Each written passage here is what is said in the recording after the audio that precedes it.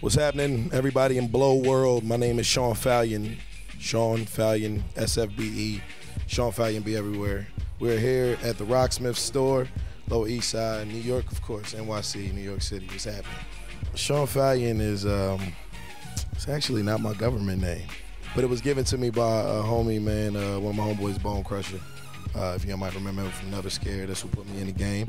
And we ran with it. Actually, it was like a joke. And when I started doing music with him, it just became the name. You know what I'm saying? Y'all the first to hear this story ever on camera.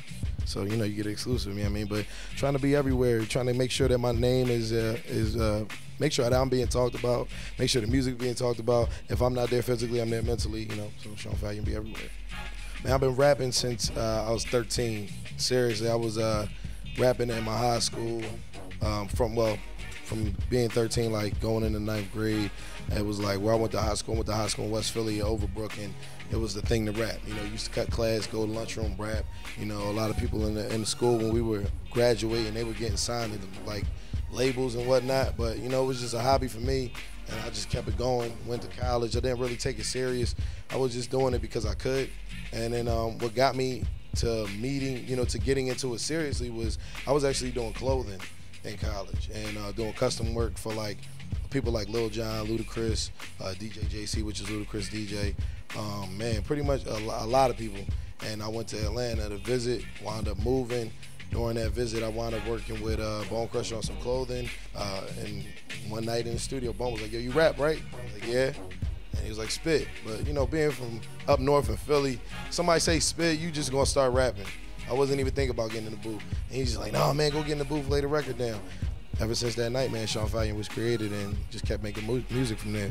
The women influence in the music and the videos comes from my life. Like, my life is 90% of dealing with women. And that's just being real, you know, coming from growing up, being like, my father was there, but my mother was, you know, like, that's my heart, you know what I'm saying? And then going out to dealing with women on my own in a relationship aspect. And it's like I said, I was talking to a friend the other day, and I was like, "Yo, man, I can't rap about stuff that I haven't lived."